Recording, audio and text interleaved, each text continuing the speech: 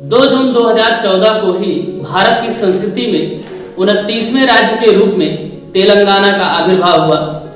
तो पिछले 6 सालों में तेलंगाना ने कितनी यात्रा तय की, उसने कितना विकास किया, हम इस पर आज पूरी चर्चा करेंगे।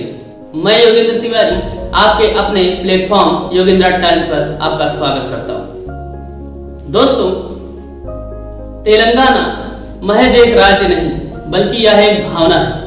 आज मैं आपको बताऊंगा कि अपने निर्णयों को साबित करने के लिए किस तरह से संघर्ष किया जाता है और तेलंगाना से आपको सीख लेनी चाहिए कि अंत तक कैसे लड़ा जाता है। आइए शुरू करते हैं आज की वीडियो को। और अगर आपको वीडियो पसंद आए तो लाइक जरूर करिएगा। जिस तरह से अभी तक आपने हमें प्यार दिया है उसी तरह से हमारे साथ बने रहे। दोस्तों, 19वीं शताब्दी से लेकर 2014 तक इतनी बड़ी यात्रा में बहुत सारे संघर्षों को देखा है इस तेलंगाना राज्य। जी हाँ, 19वीं सदी में पहली बार तेलंगाना राज्य ने अपने लिए आवाज उठाई। उस समय भारत अंग्रेजों के अधीन था और हैदराबाद रियासत मद्रास प्रेसिडेंसी के तहत अंग्रेजों के शासन प्रदेश के रूप में जानी जाती थी। दोस्तों, धीरे धीरे लोग तेलंगाना को लेकर जागरूक हुए, अपनी संस्कृति और भाषा को बचाने के लिए संघर्ष करते गए और वक्त आ गया जब भारत आजाद हुआ। 15 अगस्त 1947, जिस दिन पूरी दुनिया से बधाई संदेश आ रहे हैं भारत के प्रधानमंत्री श्री जवाहरलाल नेहरू के नाम, और भारत अपने संघ को समेटने में जुटा हुआ है, इस हर्ष की घड़ी में आह्लादित है, उसी समय तेलंगाना के लोग भी इस उम्मीद को पाल रहे हैं कि बरसों से जो उन्होंने संघर्ष किया है उसका प्रतिफल अब मिलेगा। परंतु हैदराबाद के निजाम ने भारतीय संघ में विलय न करने की घोषणा कर दी और लगभग 13 महीनों तक वो स्वतंत्र देश के रूप में कार्य किया। बार बार भारत सरकार के बात करने के बाद भी निजाम नहीं माना और अंत में भारत के तत्कालीन गृह मंत्री श्री वल्लभ भाई पटेल के द्वारा पुलिस कार्रवाई, जिसे हम सामान्यतः ऑपरेशन पोलो के नाम से जानते हैं, की गई। 7 सितंबर 1948 को ऑपरेशन पोलो लॉन्च हुआ और हैदराबाद रियासत को भारतीय संघ का हिस्सा बना दिया गया। 1947 से 1950 आ गया। 3 सालों के इस समयावधि में तेलंगाना के लोगों ने भारत सरकार के प्रति समुचित आभार व्यक्त करते हुए एकजुटता प्रदर्शित की और 1950 में एक बार फिर से इन्होंने तेलंगाना के लिए संघर्ष शुरू किया। दोस्तों, इसी संघर्ष का परिणाम था कि 1953 में आंध्र प्रदेश का गठन हुआ। हालांकि आंध्र प्रदेश के गठन के लिए पोटी श्री रामल्लू के प्रयासों को हम नकार नहीं सकते हैं।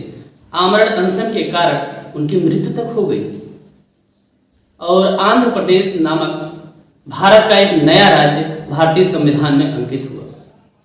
दोस्तों, आंध्र प्रदेश भाषाई आधार पर गठित होने वाला भारत का पहला राज्य था और इसकी स्थापना के बाद से ही अन्य राज्यों में भी इस तरह की लालसा बनने लगी।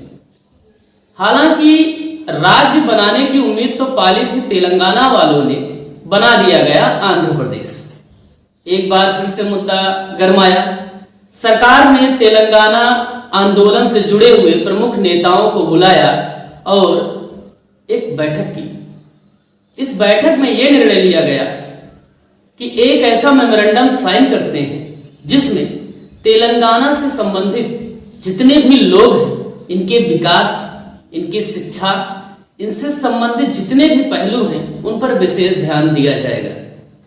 परंतु बाद में तेलंगाना के प्रमुख नेताओं द्वारा ये आरोप लगाए गए कि मेमोरेंडम में किए गए वादे सिर्फ कागजी साबित हुए, धरातल पर कुछ भी परिणित नहीं हुआ। और दोस्तों, यही वो घड़ी थी जिसने तेलंगाना के नागरिकों को एक बार फिर से झकझोर दिया और विवश होकर 1969 में उन्होंने फिर से एक बार आंदोलन किया।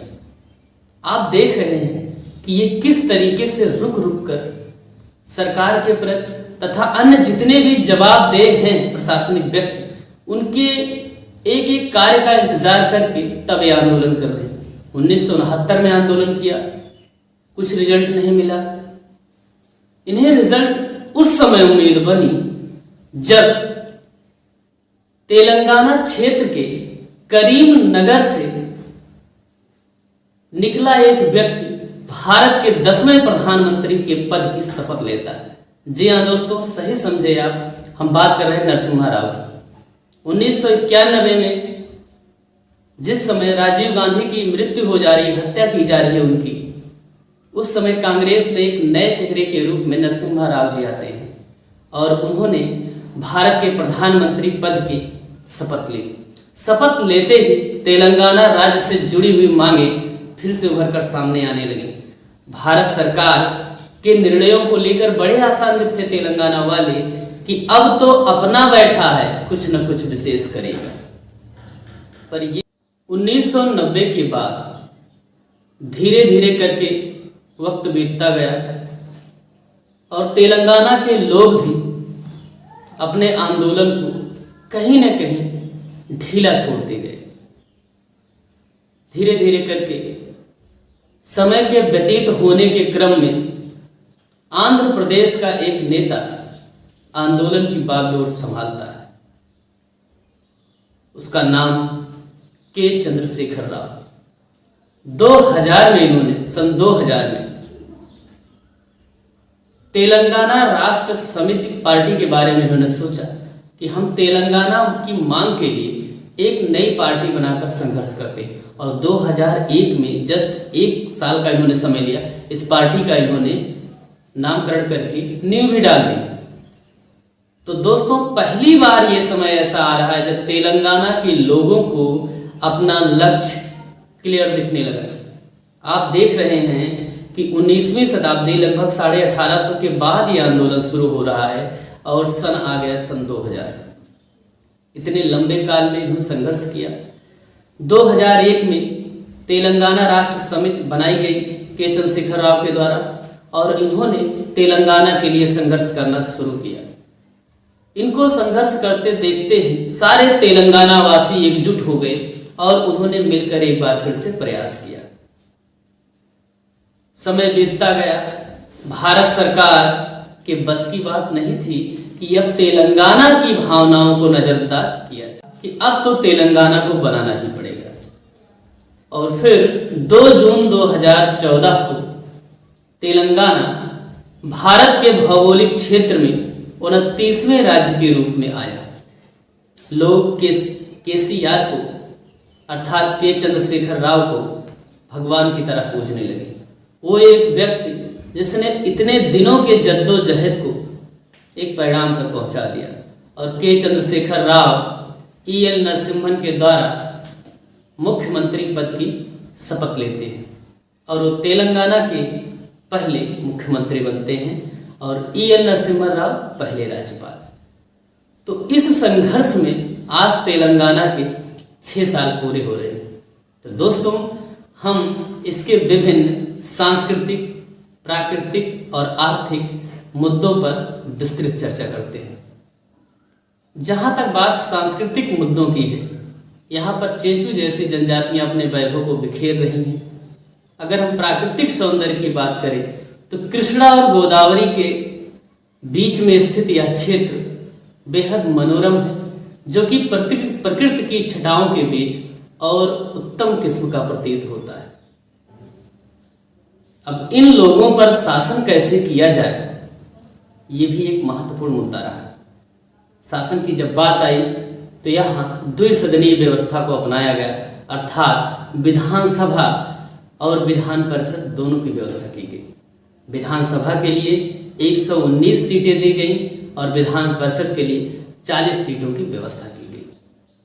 बात उठकर आई कि तेलंगाना के लोग राष्ट्र निर्माण में अर्थात संसद में किस तरीके से भाग लेंगे। तो एक निर्णय और लिया गया कि संसद के लोकसभा वाले सदन में 17 सदस्य बैठेंगे और राज्यसभा वाले सदन में 7 सदस्य बैठेंगे। पिछले 6 सालों के इतिहास में तेलंगाना के जितने भी सदस्य गए हैं सबने भरपूर सहयोग दिया है राष्ट्र निर्माण में। दोस्तों, तेलंगाना आज की बात नहीं है। तेलंगाना 2500 साल से भारत की धरा को अपने रक्त से सींच रहा है। भारत माँ से ऐसा अनन्य प्रेम आप शायद ही कहीं देखें। लगभग 2500 साल पहले से यहाँ पर पत्थरों पर कारीगरी की जाती रही है। पत्थरों पर कारीगरी करने के लिए सामान्य मजदूरों की ज़रूरत नहीं होती है, इसमें स्किल्ड लेबर लगते हैं। अर्थात हमारे कहने का आशय ये हुआ कि 2500 सालों से यहाँ पे स्किल्ड लेबर मौजूद है। खदानों से बड़ी मात्रा में खनिज निकाले जा रहे हैं जिसमें भी स्किल्ड लेबर लगते हैं। तो यहाँ पे शुरू से ही श्रम की कुशलता मौजूद रही है। यहीं पर एक खान है गोलकुंडा की खान, जिसके बारे में आपने सुना ही होगा। गोलकुंडा की खान से कोहिनूर हीरा निकाला गया, जो आज भी ब्रिटेन की महारानी के मुकुट की शोभा बना हुआ है। आज भी उदाहरण पेश किया जाता है, या तो कोहिनूर है। तो कोहिनूर हीरा गोलकुंडा की देन है, एक अद्वितीय देन है। इतना ही नहीं, दुनिया के तमाम ऐसे देश हैं, फिर चाहे वो दक्षिण अफ्रीका हो या रूस हो, सब में गोलकुंडा से निकले हुए हीरों को संरक्षित किया गया है। रहे हैं, उनका इतिहास समृद्ध रहा है। फिर चाहे हम बात करें मौर्यों की, उन्होंने शासन किया, सातवाहनों ने शासन किया, राष्ट्रकूटों ने शासन किया, काकतीयों ने शासन किया। भारत के 16 महाजनपदों में से एक अस्मक महाजनपद की सीमाएं तेलंगाना को सुशोभित।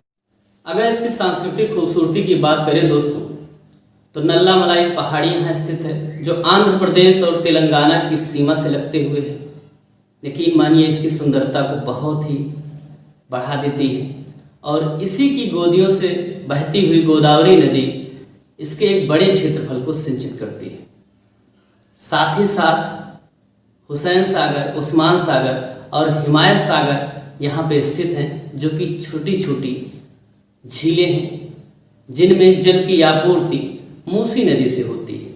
मूसी नदी जिसके किनारे हैदराबाद बसा हुआ है, जो कि न सिर्फ तेलंगाना में बल्कि पूरे भारत में प्रसिद्ध शहरों में से एक है। हैदराबाद तेलंगाना की राजधानी भी है।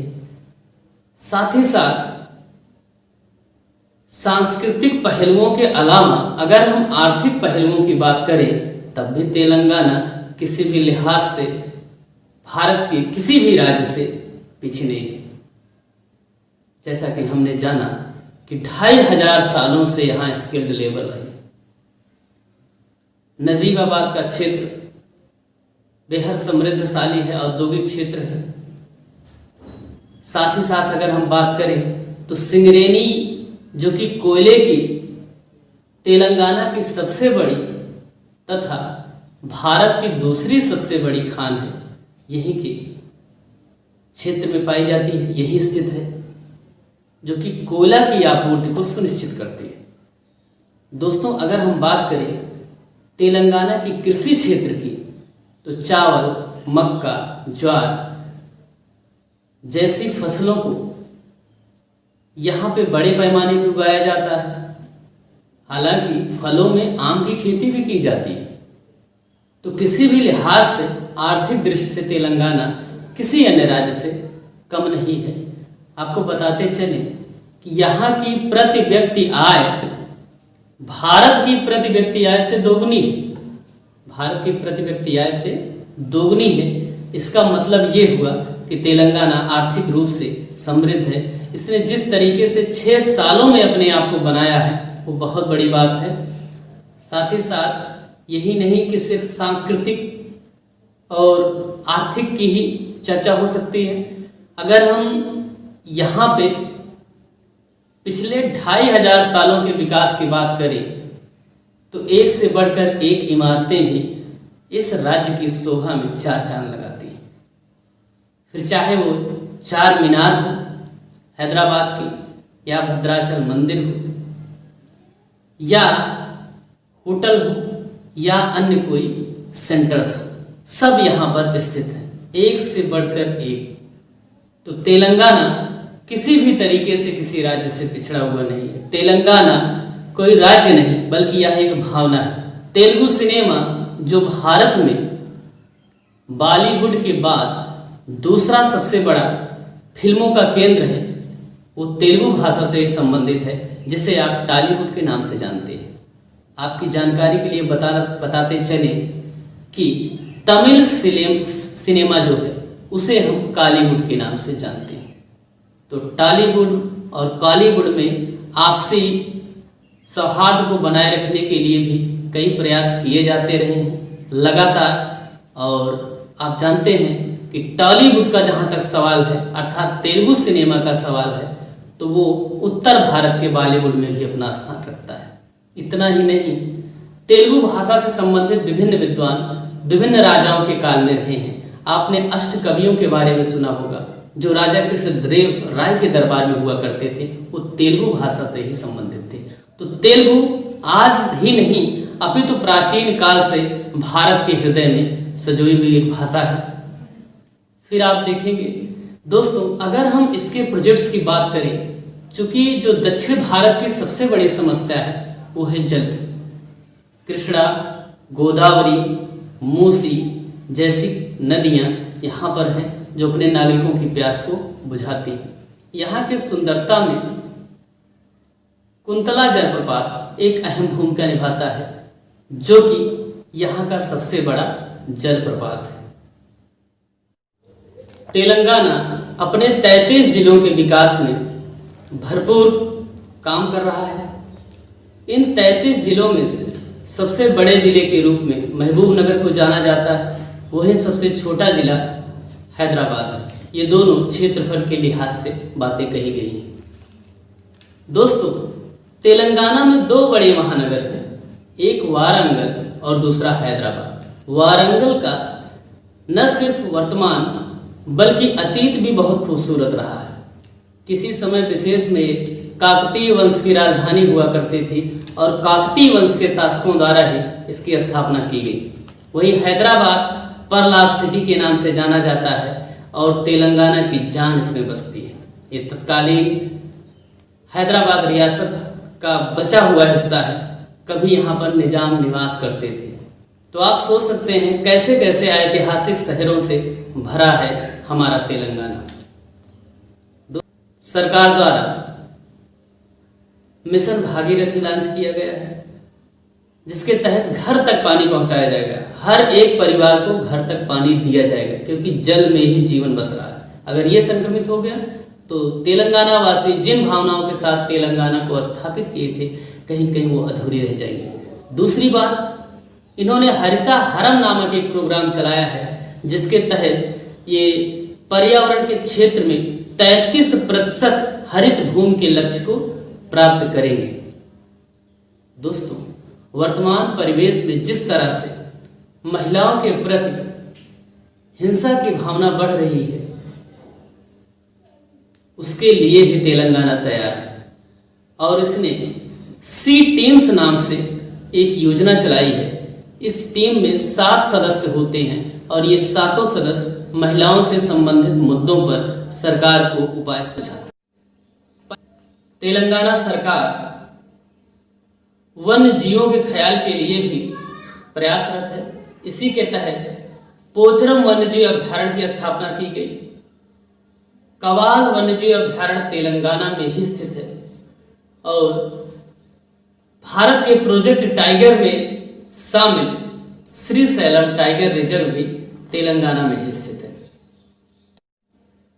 दोस्तों, चूंकि दक्षिण के जितने भी राज्य हैं वहां जल संकट बहुत बड़ी समस्या है। इसी को ध्यान में रखते हुए तेलंगाना सरकार ने कुछ योजनाएं पर काम किया है। उनमें से पोचमपाद परियोजना, जो कि गोदावरी नदी पर स्थित है, ये तेलंगाना का एक बहुत बड़ा प्रोजेक्ट है। श्रीशैलम परियोजना, जो कि कृष्णा नदी पर स्थित है, ये आंध्रा और तेलंगाना में की संयुक्त परियोजना है। साथ ही साथ नागार्जुन सागर परियोजना आंध्रा और तेलंगाना की एक संयुक्त परियोजना है। दोस्तों, इस राज्य की स्थापना के क्रम से एक जल विवाद लगा हुआ है, जिसे हम अलमट्टी बांध परियोजना के नाम से जानते हैं। ये कृष्णा नदी पर बना हुआ है, चूंकि जो नदियां एक राज्य से अधिक राज्यों में प्रवाहित होती हैं, उनमें जल के वितरण को लेकर विवाद बना रहता है। तो अलमट्टी बांध परियोजना जो कि कृष्णा नदी पर है, वह तेलंगाना, आंध्र प्रदेश, कर्नाटक और महाराष्ट्र के मध्य विवाद का विषय बना हुआ है। परंतु तेलंगाना वासी इस बात को लेकर आशान्वित हैं कि सरकार विभिन्न मध्यस्थों की मदद से इसका एक बेहतर उपाय सुझाएगी, जो कि प्रत्येक नागरिक के हित में होगा। दोस्तों, तेलंगाना अपने विकास के चरमोत्कर्ष पर पहुंचेगा। निश्चित रूप से एक दिन यह भारत का बेहद खूबसूरत और अग्रणी राज्य बनेगा। लगभग 200 सालों के संघर्ष के बाद जो नियति ने इसे दिया है, इसके परिणामों को संजोने में और उन पे खरा उतरने में निश्चित रूप से तेलंगाना के लोगों की हर उम्मीद को सफल बनाने में सरकार उसके नागरिकों के साथ मिलकर काम करेगी और नागरिक इसी तरह से हमेशा सरकार के साथ डटे रहेंगे। धन्यवाद बहुत बहुत आपका। अगर आपको वीडियो अच्छी लगी हो, लाइक करें और हमारे साथ इसी तरह बने रहें।